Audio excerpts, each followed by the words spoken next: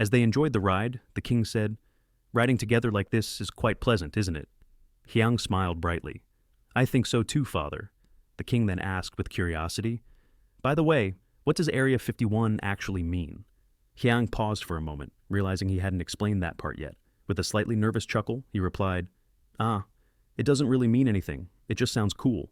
The king looked at him with a puzzled expression but chose not to press the question further. They continued on their way toward Area 51. Upon reaching the gate, the king glanced around and said, "Looks like we've arrived." Hyang nodded. "Yes, your majesty." As they approached the entrance, two guards immediately stepped forward and firmly commanded, "Halt! Only authorized personnel may enter this area. Please present your identification." The king's expression shifted in surprise. How dare they speak like that to their monarch? Hyang quickly explained, "Father, even I can't get in without proper ID. Security here is extremely strict, so please don't take offense." He then pulled out an ID badge engraved with the yin and yang symbol. Upon seeing it, the two guards instantly straightened up and saluted with disciplined precision. "Salute!" they shouted. Witnessing this ritual, King Sejong grew even more confused. What kind of strange salute is that, he thought. After passing the checkpoint, they continued deeper into the facility, glancing around as they walked. The king remarked, "Hyang, it seems you've taken security here very seriously." Hyang nodded solemnly. "It's to prevent any leakage of secrets, father." Growing more curious, King Sejong asked, "What exactly are you working on here that requires such heavy protection?" When they arrived at the entrance to the main area, they were greeted by General Choi Haesan and the head administrator. Both stood tall and saluted with a dignified presence. The king observed their posture, different from the guards earlier, but equally formal. King Sejong commented, "You've worked hard." The soldiers' uniforms look different, but they're quite unique. General Choi bowed respectfully. "Your kindness is too great, your majesty. It's all thanks to your generosity." Still curious, the king asked, "What is the main work being done in this place?" With utmost respect, General Choi replied, "Our focus is on the development and refinement of gunpowder, your majesty. In addition, we're also working on cannons, firearms, and designing new military strategies. In short, all military-related research is conducted here." The king slowly nodded. "I see." Growing more intrigued, he said, "I'd like to see what you've been working on." Then he turned to the general. "Can you give us a tour?" General Choi immediately gestured. "Right this way, your majesty." He pointed toward a specific path and added, "However, from this point on, we can no longer continue on horseback." After ordering the guards to open the gate for the king, General Choi turned and led them inside. The king gazed at the massive gate ahead with eyes full of curiosity. What lies beyond this gate that demands such tight security? As the gates opened, they were led into a vast area filled with various military defense equipment. The king's eyes widened in astonishment. He couldn't hide his shock. "What is that? Isn't that gunpowder?" General Choi nodded. "Yes, your majesty. We've developed a new type of gunpowder, far more powerful than what other nations are using today." The king stroked his chin, narrowing his eyes as he sank into thought. General Choi Haesan requested permission to explain further, and brought the king closer to observe the weapons under development. "First, this powder, which looks like soil, is the original gunpowder we've been using. For convenience, we refer to it as the standard formula." The general picked up a bowl filled with the powder and continued. "And this is the enhanced version. It's twice as powerful as the original. We developed it by refining the initial formula." The king took the bowl of enhanced gunpowder and examined it carefully. Its color was noticeably darker than the regular kind. "What makes it different?" he asked. General Choi explained, "Allow me to clarify, your majesty. Like regular gunpowder, we mix the raw materials together, then add a bit of water to bind them. After that, the mixture is dried, similar to the fermentation process of tofu. Then it's ground and sifted. Up to this point, the process is identical to that of conventional gunpowder. But there's one additional step that sets it apart," he continued. "After sifting, we mix the gunpowder with graphite." The king was stunned. He was beginning to understand. "So, that's why Hyang asked the miners to search for graphite." General Choi nodded, as if reading the king's thoughts. "That's correct, your majesty." The king furrowed his brows. "What is the graphite used for?" General Choi replied, "It serves several purposes. When added to gunpowder, graphite helps prevent moisture absorption, making accidental ignition less likely. On top of that, thanks to the graphite, we're able to eliminate the need for sulfur altogether." The king was shocked. "Without sulfur, can the powder still ignite?" General Choi confidently nodded. "Yes, your majesty." Still skeptical, the king narrowed his eyes.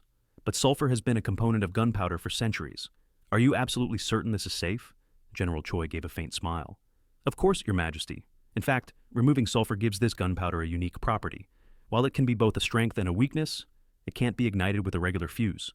The king was even more surprised. "Then how do you ignite it?" General Choi held up a small bowl containing several unfamiliar objects and presented them to the king. "We use these, your majesty." The king looked at them with curiosity. The objects were strange and unfamiliar, He couldn't immediately grasp how they worked. The general then introduced them. These are called copper caps, or percussion caps. They're designed to hold a special type of gunpowder created by the Crown Prince himself. Using a completely different type of gunpowder just for ignition? Isn't that overly complicated? General Choi didn't answer right away. Instead, he spoke with confident conviction.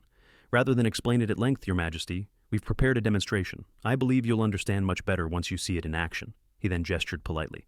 Please follow me to the testing grounds.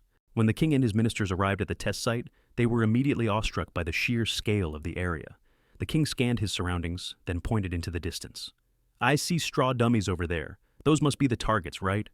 General Choi nodded and began preparing the demonstration. All right, let's begin the test. With authority, General Choi commanded, bring in the firearm soldiers. 2 soldiers, already armed with the new rifles, stepped forward and took their positions. The ministers, unfamiliar with these strange-looking weapons, looked confused. What are those? They look odd, one of them muttered. Yang let out a small chuckle. That's the newest weapon we've created, he said. Meanwhile, the soldiers began loading gunpowder and bullets into their weapons. General Choi explained each step to the king. They're using copper percussion caps to ignite the powder, he said. The soldiers then raised their rifles and carefully took aim at the target. General Choi gave the order. Fire! With the pull of the trigger, bullets tore through the air with incredible force, striking the target with pinpoint accuracy. The explosive sound of the gunfire echoed across the field, leaving the king and his ministers stunned. They stared at the target, now pierced clean through, unable to hide their amazement. Incredible! The power is astonishing, one of the ministers exclaimed. Even from such a distance, the impact of the bullets remained strong, showing no sign of weakening. Everyone present was in awe. The crown prince nodded in satisfaction. King Sejong beamed with joy. Compared to arrows, firearms may be slower to reload, but this weapon overcomes that flaw with devastating power. Truly, this is the ultimate weapon. Hearing the praise, Yang felt proud, but remained humble. You flatter me, father. This is all thanks to the hard work of our officials and craftsmen, he replied. We've named this the long-barreled firearm. The king turned to General Choi and said, Long-barreled firearm is quite fitting. Bring one over. I want to examine it up close. But General Choi hesitated for a moment before responding. Your Majesty, before that, allow me to introduce another type of gunpowder. The king raised an eyebrow. Another type? What do you mean? General Choi nodded. Yes, Your Majesty. On the left here is the standard gunpowder we've always used. On the far right is the double-strength powder we just demonstrated. Next to it is the silver powder, developed by the Crown Prince himself, used as a primer to ignite the main charge. Then we have cotton powder, which is made from fabric, and to the far left, Virtuous Powder, a more advanced version of cotton powder. Lastly, there's one more special explosive, blasting oil, also created by the Crown Prince. Intrigued, the king asked, Silver powder? Don't tell me it's made from real silver. Yang quickly clarified. No, Your Majesty, we use mercury. It's true that mercury is valuable too, but it's much easier to obtain than silver. Besides, only a small amount is needed, just enough to ignite the explosion. The king nodded in relief. I see. That's good to know. But what exactly is blasting oil? General Choi turned to a nearby soldier and ordered, Bring the blasting oil. Soon after, a soldier arrived carrying a wooden box. Open the box. Show His Majesty what's inside. The soldier carefully opened it, and General Choi warned, Your Majesty, please take a step back. This substance can be dangerous. After making sure everyone was at a safe distance, he carefully opened the bottle inside the box. He then poured out a single drop of the liquid onto the ground, and a small explosion erupted. It wasn't massive, but it was enough to startle the king and his ministers. King Sejong exclaimed, Amazing! Truly shocking. So the name blasting oil is no exaggeration. General Choi responded, Its explosive force is twice that of the gunpowder currently used in Joseon. You've really created something incredible, Crown Prince. The king praised his son, and Hyang replied with a bright smile. You flatter me, father. But, with the way things are in Joseon right now, this weapon can't be used yet. The king asked, Why can't it be used? Hyang explained, This explosive is extremely sensitive to impact. If the barrel collides with anything, or experiences strong vibrations during transport, it could detonate instantly. Also, during spring or summer, it's nearly impossible to produce due to high temperatures. The heat worsens the reaction of the concentrated acid used in the manufacturing process, making it dangerously unstable. Hearing this, King Sejong looked even more concerned. This truly is a cursed substance. General Choi then spoke up. That's why we've improved it and developed a new compound, Virtuous Powder. It's an explosive made by mixing cotton powder, blasting oil, and glycerin in precise proportions. The king, surprised, asked, You mixed it with blasting oil? But didn't you just say that oil is difficult to handle? General Choi explained, The cotton powder and glycerin neutralize the instability of the oil, Your Majesty. The king now understood, but still had one question. Then why did you name it Virtuous Powder? General Choi paused for a moment, then replied, To be honest, I'm not entirely sure. Hyang quickly cut in. It's thanks to Father's virtuous leadership that our soldiers can now use such explosives with ease. That's why we gave it that name. Overjoyed, King Sejong continued to praise Hyang. You've made a great contribution, my son. These new weapons and explosives will become powerful assets for Joseon. With them, our nation will grow stronger and more prosperous. He then turned to the left state councilor and asked, how shall we proceed with mass production? The left state councilor replied, Your Majesty, first we need to determine the production costs. Hyang responded, the cost is about 30% higher than producing the same amount of standard gunpowder. However, we only need half the quantity to achieve the same explosive power. The left councilor seemed enthusiastic. In that case, even though it costs more, we can offset it with reduced usage. I believe it's a great idea to proceed with mass production. King Sejong, equally enthusiastic, agreed with the proposal. I agree. There's no need to hesitate. Let's move forward with it. But Hyang, wearing a troubled expression, interrupted. About that, I'm sorry, but given Joseon's current situation, it's impossible. What? Why not? What's the reason? Hyang was immediately bombarded with questions from the king and his ministers. I'm sorry, he began, but to produce virtuous powder, we need acetic acid of extremely high purity, as well as sulfuric acid. And with Joseon's current situation, it's difficult to obtain enough cornerstone and sulfur in large quantities. On top of that, the main ingredient, cotton, must be of high quality and completely free of fibers. But above all, the biggest issue lies in the main component of blasting oil, glycerin, which is extracted from pig and cow fat. Yet, pigs only contain at most about 15% fat. In other words, even if everyone in Joseon ate pork 3 times a day, we still wouldn't be able to extract enough fat.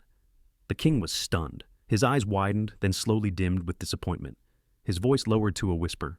Dear heavens, if there's truly no solution, perhaps I was better off never knowing that gunpowder this powerful could even exist. The king slumped in defeat, his thoughts consumed by hopelessness. Seeing his father so shaken, Hyang stepped forward, his eyes sharp and filled with determination. Father, don't give up. Neglecting the nation's defense is a direct path to ruin. King Sejong responded, Do you think I don't know that? But right now, Joseon doesn't offer us a clear path forward. Hyang then reminded him firmly, Father, why did you begin reforming this country in the first place? Wasn't it to prepare for exactly these kinds of hard times? He continued, Right now, I'm working with General Choi Hae-sun, Officer Yi Cheon, many other officials, including Officer Zhang, and skilled craftsmen. We're all doing our best to find a solution. I believe survival is a challenge, and giving up means death.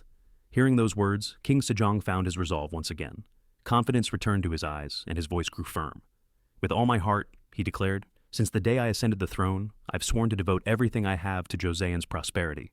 Then, turning to the gathered officials, the king proclaimed, My loyal subjects, focus your minds and dedicate yourselves to the success of this reform.